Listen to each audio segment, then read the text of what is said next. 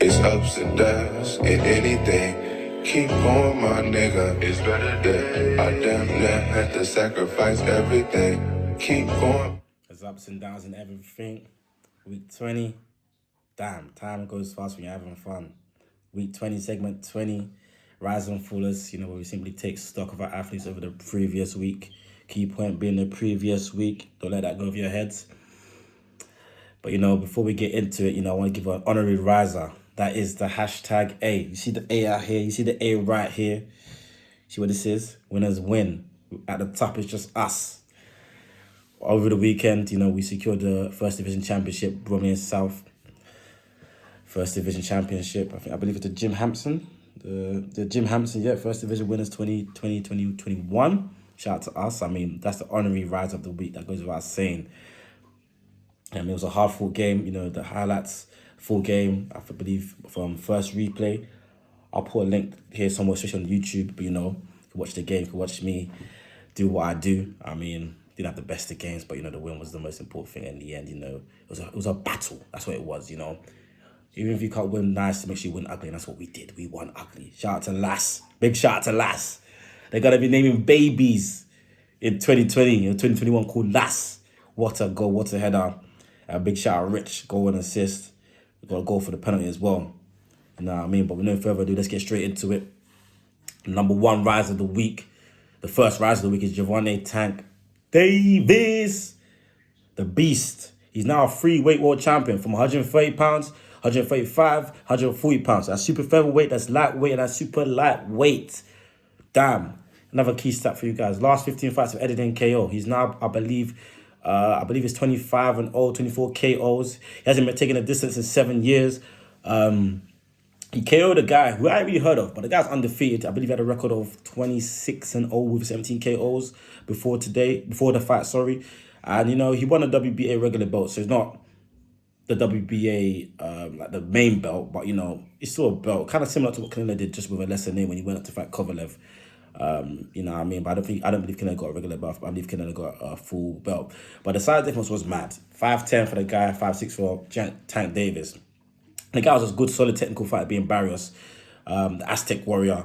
Kept Davis at bay for most of the fight distance, working the jab. Fundamentally, he's very sound, crisp, But boy, Davis's power, he carries up the ranks. He carried up to 140, and that's scary. The guy's 5'6", but his power is crazy.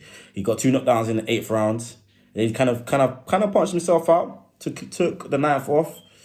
And then the 10th, he got a bit active again. He hurt the guy, I believe, till it was the end of the 10th. And then the 11th, it was all she wrote. He got that boy out there.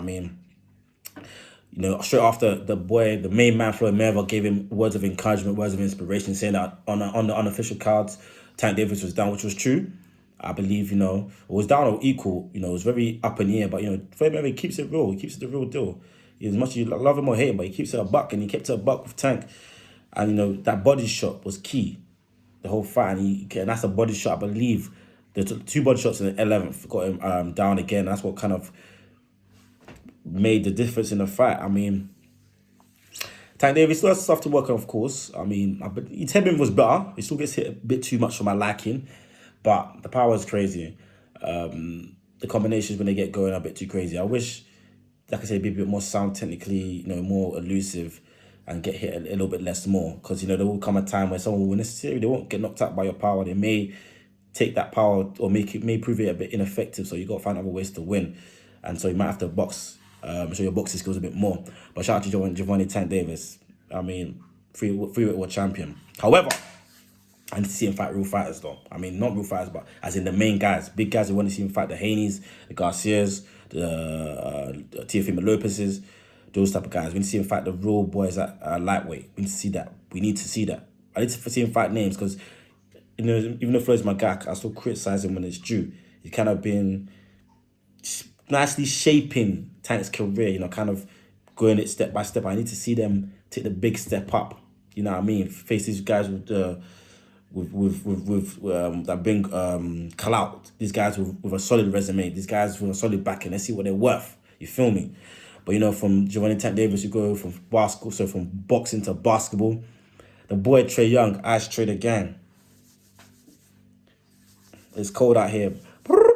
It's cold out here. But he carried them Hawks. He's the absolute number one conductor of the offense. Shimmy, shimmy, yeah, shimmy, yo, shimmy, yeah. He's shimmy on them boys. I'm tired right now. My shimmy is so dead, but he's shimmy on them boys. One time, dancing on them. That was in game 1. He went for 48, 7 and 11. One still, 50% from the field, 17 of 34. 3-point, 31% about what he does. He takes a lot of shots. 4-13, free throw, 10 of 12. Very good. I mean, that was his playoff high. He just took the heart of the Bucks. He was mocking them. I mean, but he was absolutely just mocking. He was taking a mick. He was taking the piss. That's what he was doing. Game 2 was poor though. He only had like 10, 15 points, I believe. Drew Holiday kind of put the clamps down on him. Game 3, even though they were lost that game, they were down, making them down 2-1. He balled out. It was a bit unfortunate. He left the court with a burn bruise in his foot after tripping over the ref. So unfortunate, especially with all these injuries in the playoff. All the stars are missing games. But he still went for 35, 4 assists, 1 steal, shot 52% from the field, 12 of 23, 43% from 3-point range, 6 of 14 not better, and 83% again from the free throw line, 5 of 6. But Trae, I mean, one thing that Trae is really doing, he's proving the gap to be between him and Luka to be a lot closer than people first thought. Let that sink in. I mean, they traded, I believe, what's it called? The Mavs, or with the Hawks, they traded up to get Luka. And they gave away Reddish, the likes of Reddish and some other picks as well. And he's proven the gap to be a lot closer. And here's something for you guys to think about as well. If Trae Young is let's say he happens to come back and he happens to beat the Bucks and win this title. If he wins the title here and Luka never wins the title in his career, who actually won that trade? The Hawks win a title. Because the Hawks and Mavs ain't won a title in a while. Well, the Mavs 2011, especially the Hawks. The Hawks win a title and the Mavs don't in Luka's time being there. Who won that trade? Something for you guys to sink your teeth into. But keeping in basketball, I'm going to move over to the Caribbeans. The Bahamian. That's Deandre Ayton. In the Phoenix Suns and LA Clippers series, he's the only one that's being consistent. The 4 games, as the Suns took a 3-1 lead over this period. You know, game 1, he went for 29 and 2, shooting like 71% from the field, 10 and 14. Game 2, 24-14, 1-1-1. Crushing the stats, 8% from the field, 12 and 15. And that game had a buzzer beater, a serious buzzer beater that won them the tie. Serious. Dunk, a buzzer beater dunk after the pick from Booker, kind of screened off Zubac, got Deandre Ayton the separation that he needed, and bam, the dunk was there.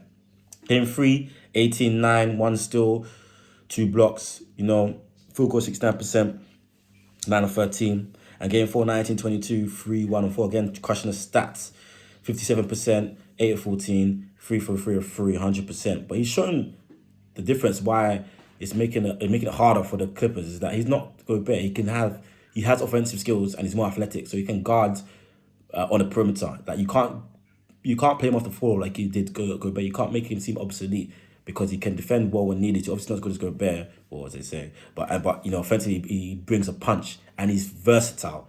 Tyloo, for all his matchmaking, he can't play him off the court. So that's something to look into. But from the risers, we go to the fallers. And unfortunately, see all my guys, they're flopping right now. They've had so many of my guys are flopping right now. They're going through tough times. But De Ligt, what are you doing, son? What are you doing? Why are you handling the ball like Kyrie, like you the point guard, the sham guard, Uncle Drew? What are you doing?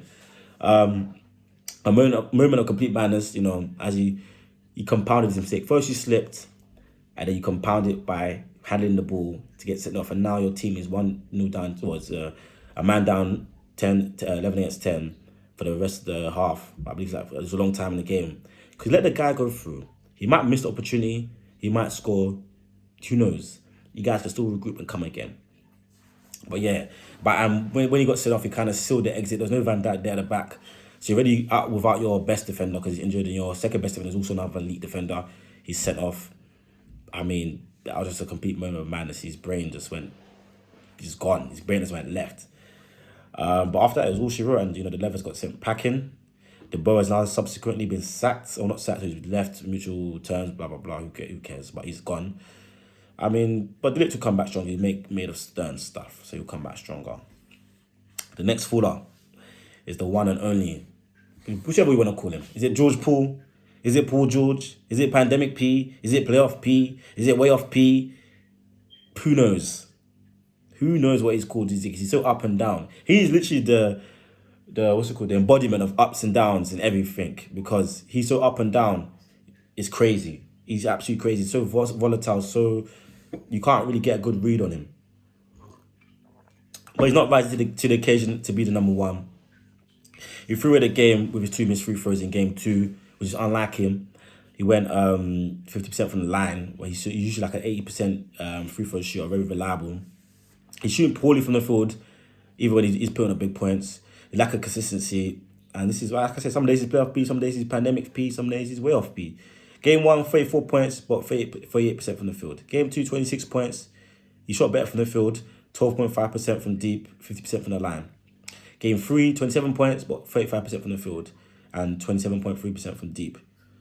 Game 4, 23 points, but 25% from the field. This guy loves shooting over under 25%. It's crazy. 11.1% from deep and 66% from the free throw line. He went 12 for 18. It's not good enough. I mean, the opportunity is there for you to silence the critics, shush the doubters. You know, Kawhi's out. The mantle has now been placed on you to take the responsibility, take the ownership, grow up into that position and prove that you are the guy that we thought you were when you're back in Indiana before the injury. You know what I mean? The time is yours to take, you need to seize the moment. Now we go back to football. That's Daniel Levy, Tottenham's chairman, the guy who runs the club, guy in charge. It was 70-odd days since Jose left, and he's still struggling to find an appointment. Rumours are that he's maybe looking at Nuno, but the amount of guys that were linked with his team, with Tottenham, and the amount of people that subsequently have potentially turned it down. It's Graham Potter, Scott Parker, Pochettino, Conte, obviously Nuno, Sarri, Gattuso, Lopetegui, Ten Hag, Roberto Martinez, Fonseca, Klinsmann. That's a squad of players. Those are former players. You can make a decent 11 with them, as Goal did with their fantastic post. Shout out Goal for the inspiration. But it seems like nobody wants to work with this guy. He's getting turned out left and right. We'll see if Nuno does sign in the end. But is there money to spend? There's still the pending Kane exit. There's so many stuff going on at Spurs. There's so much uncertainty. I mean, would you want to go there? Really and truthfully, do they have the Do they have the pulling power to attract top players? It's an absolute mess right now. Preseason starting soon and nothing's in place. I mean, Tottenham they have that risk of falling behind the pack significantly, and this is something Tottenham can't afford to do. You know what I mean? But it's your boy Mello. Make sure you like, subscribe, follow us on Instagram, follow us on Twitter, listen to us on Apple Podcasts, on Spotify. Support the boys. We're just trying to make it. Once more again, follow us on Agenda. Look at that. It's blinging. It's blinging. Are you blind? It's blinging. You see that? That's real gold. I'm capping, it's not real gold, but you get it.